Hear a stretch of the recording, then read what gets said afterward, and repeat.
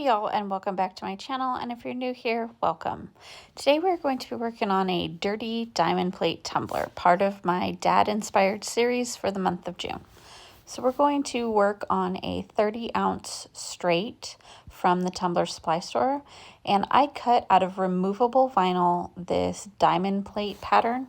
Side note, isn't it so satisfying when you peel off the weeding and it comes off in one swoop with no mishaps? That's how I was feeling in this moment. But anyways, I measured the circumference and the height of my tumbler, and I cut this diamond plate pattern to fit exactly. And then I applied the transfer tape. I cut a little bit off, just like we're going to apply a full tumbler wrap. That's how I'm going to apply this. So I wanted to make sure that it was trimmed so no extra was hanging off, because then I figured it would help me line it up just a little bit better. So once I had that all trimmed up, we're going to apply it to the tumbler. I took that little section that I had cut the backing off of and I laid it on my tumbler, praying it straight, and then I measured around the tumbler to make sure that I had it straight, it was lined up, and everything lined up perfectly like I wanted it to. I did a double check just to make sure, because I know myself and I just wanted to double make sure that it was straight. Because on this pattern, if anything gets a little crooked, you're going to be able to tell. So once that was all aligned, I just started to apply it just like we were going to do a full tumbler wrap. But with this one, because the spots were so little, I kind of helped it along by pulling off the back a little bit, and then I'd push down on the transfer tape, pull a little off the back, just to make sure that I wasn't going to pull up any of those little spots. Once we got to the end, I pulled off the transfer tape that we started with so that it doesn't overlap, and then finished applying the rest of the spots, which was just one row. Then once I had that final row applied, I went through with my finger and just really pushed down on all of those diamond plate spots, because when I pull up the transfer tape, I really want to make sure that they stay in place. And then I took my little squeegee and just kind of burnished it all around to help them stay in place. And then my tip for removing this transfer tape is to just go slow. The spots pretty much all stayed in place. There was a few that decided they wanted to lift, but it was easy to just push them back down and keep going.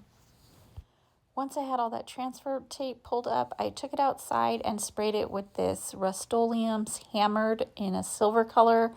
You don't have to use this, but in my opinion, it gives it the best diamond plate look. I've also done this with black, and that looks amazing as well. The chrome against the contrasting black looks really cool. So then once that is completely dry, you're going to go in and peel up all of the little diamond plate spots.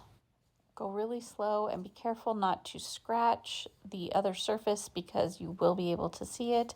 And I noticed on some of mine, if I was too heavy-handed on that area, the diamond plate would also peel up some of the, the paint near that area. So go really slow, try not to be too heavy-handed in certain areas. And then on this mug, which I'm giving you as a bonus in this video as well, I peeled off the tape from the handle, because I originally wanted this to be all chrome, but this mug went from one idea to another idea to a totally different idea than my original vision. But here it is on the straight tumbler, me peeling, and look at that. Isn't it beautiful? I love diamond plate. It's such a manly look. It gives so much texture without being a lot of bulk to the design. Here on this mug, you can really see that diamond plate texture from that paint. It didn't get it quite as much on the big one, but I wasn't worried because we're going to be covering it up. So once that was all finished, we took a little Mod Podge and we're going to put in some cinnamon. Yes, just some cinnamon from my kitchen. I'm looking for a texture that is not smooth but not super chunky. What this does is it just gives kind of a dirty look to the tumbler, because when the Mod Podge dries, it dries clear, so it just leaves the look of the cinnamon on the tumbler. So I mixed that up. I added a little bit more just so I'm getting that little bit thick consistency. And then the way I apply it is I just stick my finger right in it and apply it directly to the tumbler. And then also at the same time on my little scratch piece of paper here, we're going to use this paint. It's outdoor paint, and I just got it at Hobby Lobby. Now, to be completely honest, the reason I like this paint is because it's got a really thick texture. However, I'm not certain if it's that way because it's the outdoor paint or because it's old, because I've had this one for a really long time. So if that's the case, use any black paint, but if it is because the texture is because of the outdoor, then use the outdoor. So I just got started making this beautiful tumbler look dirty. Oh, I forgot to mention that we added a coat of epoxy first. That is important because you don't want to do this right on the paint mixture. So I got to town just making it look dirty with the cinnamon, and we do cover up most of it, but we're just building a layer of dirt per se. We want it to look dirty and grimy, like it's been sitting in the garage for years. So that's why we started with the cinnamon mixture, and then I just stuck my same finger right in this black and just went to town on it, making it dirty. And I made sure, I knew which decal I was going to use, so I made sure to leave a little spot on the front big enough to fit that decal in the end. Trust me, it seems a little scary to dirty it up, but the messier, the better to accomplish this look that we're going for. And then after I was done with the black, I just took this alcohol ink and I put it to a paper towel and splotched it on to the tumbler. We're just adding a little bit more rust, grime, dirt look to it. It's okay when all the colors and all the elements, they mix, because that's just part of giving it that really authentic, dirty, greasy, nasty look.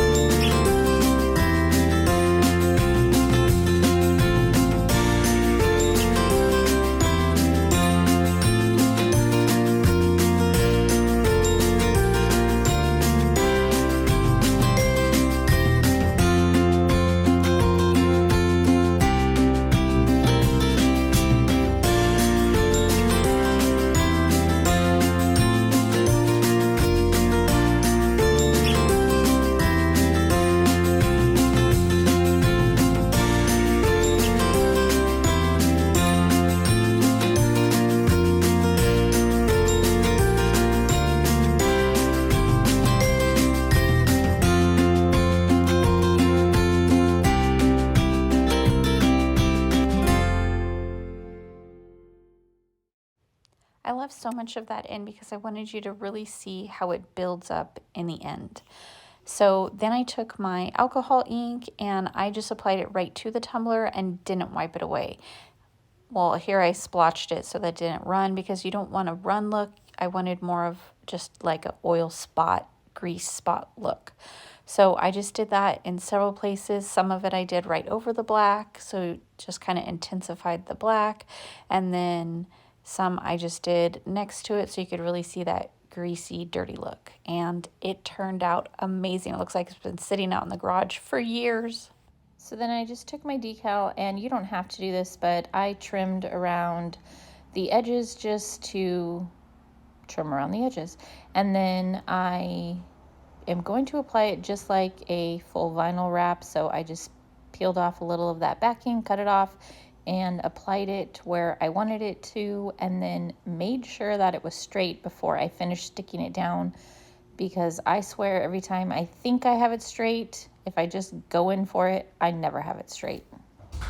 So once I had that lined up, I just applied it like a full vinyl wrap, and as I pushed on the decal, the backing pushed itself off, and then I just smoothed it down to make sure there was no lumps or bubbles, and it was lined up very well.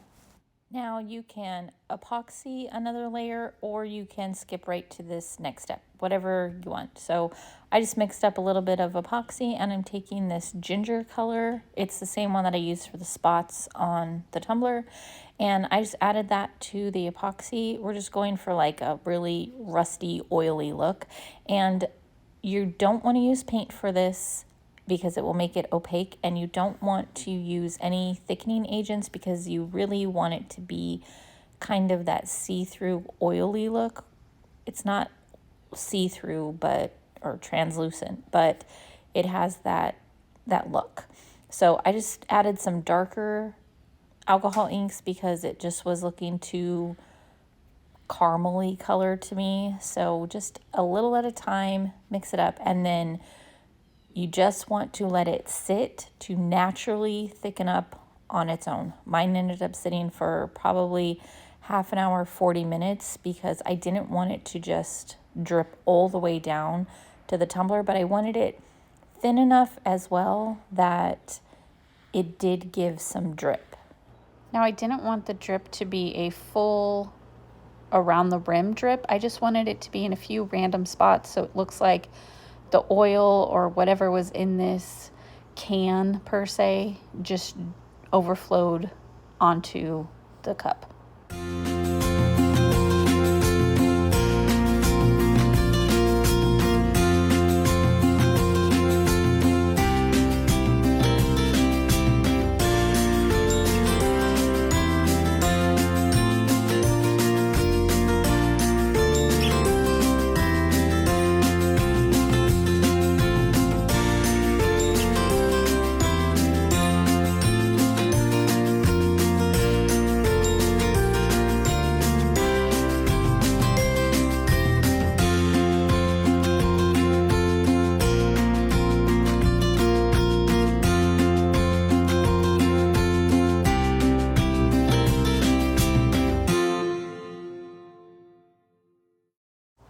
I decided that I wanted to add a little bit more and make the drip a little bit darker.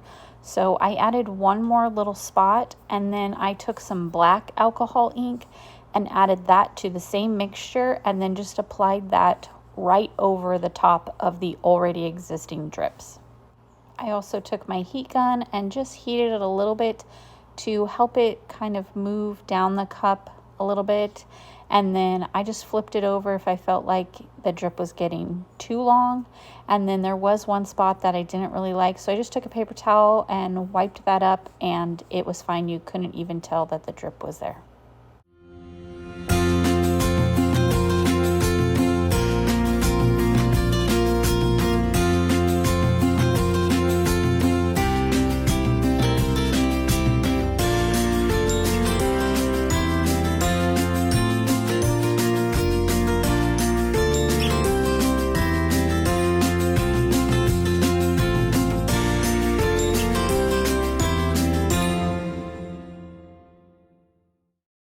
once I was happy with that, I set it aside to completely dry, and we're moving on to the mug. So my original plan for this was not the design it ended up with, but I put the design, I just added some paint on there and I hated it. So we went through a little trial and error, and this is what we ended up with. So I always wanted to use this Dad American flag decal from AB Design Co., but then I wasn't sure exactly what I wanted to do with it. So in the end, I ended up using some foil, and I absolutely love it. So I put on the decal, and then I just added a little bit of the foil adhesive. I used my spatula to give it kind of a distressed look. Applied that glue, let it dry, and then applied the foils. I used the red, silver, and blue one instead of the individual colors because I just liked that hint of blue and red mixed with the bright silver to bring in the silver from the bottom of the design on the background. Once I applied all the glue, I just set it aside to dry because for foil glue, it's actually ready to apply the foil when it's clear, not when it's white.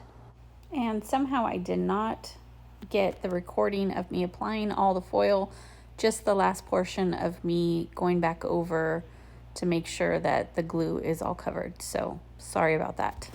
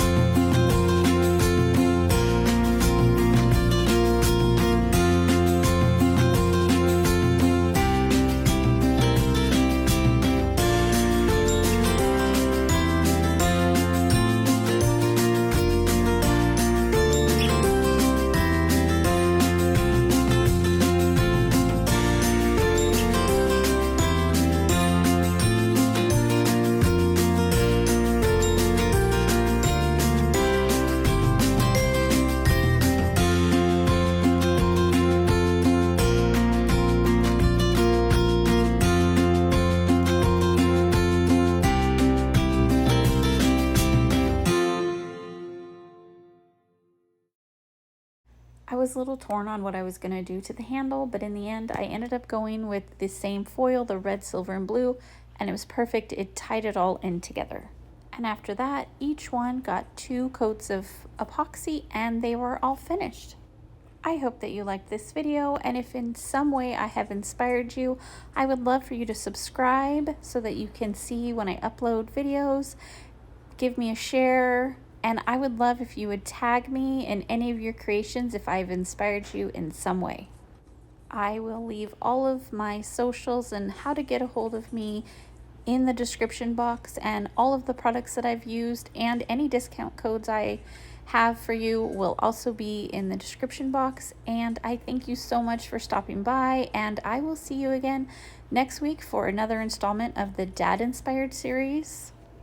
If you have any questions, feel free to comment them below and I will for sure answer them.